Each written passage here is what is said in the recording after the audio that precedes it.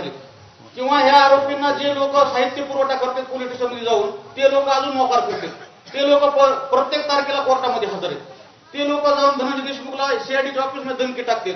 मग पोलीस नेमकं करायला काय आम्हाला हेच समजत नाही. मग असा जर पोलीस तपास असेल आणि ह्या पद्धतीने जर पोलीस प्रशासन जर काम करणार असेल तर आम्ही न्याय नाही मागितलेला आम्हाला योग्य वाटतं.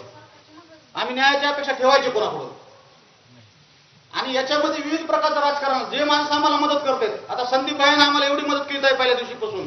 पहिल्या वेळेस जर आरोपीचं नाव जर एक्सपोज कोणी केलं, संदीप भाईने केलं, त्यांना वेगळ्या ट्रॅकवर नेऊन त्यांची बदनामी करायची, सुरेश अण्णा असतील त्यांची बदनामी करायची, म्हणजे किंवा पप्पा असतील त्यांची बदनामी करायची. जे लोक आम्हाला मदत करतात त्या लोकांची बदनामी करून त्यांना आमच्यापासून बाजूला नेण्याचं काम चालू केलंय.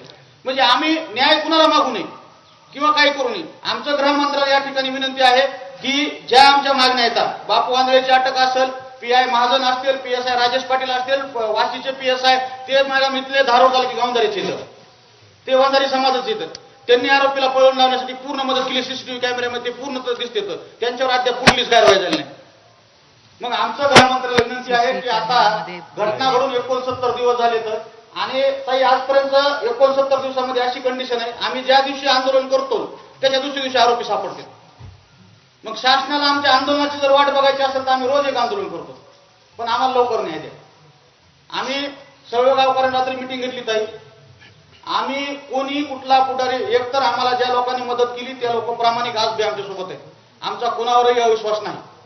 त्याच्यामुळे कुणीही या गोष्टीची मीडियामध्ये असेल किंवा हे असेल चर्चा करू नये. जे लोक आमच्या सोबत आहेत ते लोक आज बी आमच्या सोबत आहेत आणि ते पूर्णपणे आमच्या न्याय भूमिकेत आहेत. आणि त्याच्या उपर आम्ही मीडियामार्फत सांगू शकतो, कुणी कुठे बी गेलं आम्ही गावकरी संतोष देशमुखच्या मागे.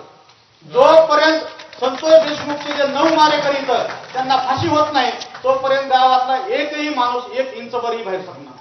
मग ते कुठलंही आंदोलन असू, मग पोलीस प्रशासनानं आमच्यावर काय करायचं ते करू द्या, आम्ही मागे सरकणार नाही. त्या गोष्टीची कुणी चिंता करू नये. आम्ही पूर्णपणे गावकरी, आमच्या महिला असतील, पुरुष असतील, तरुण वर्ग असेल, वयोवृद्ध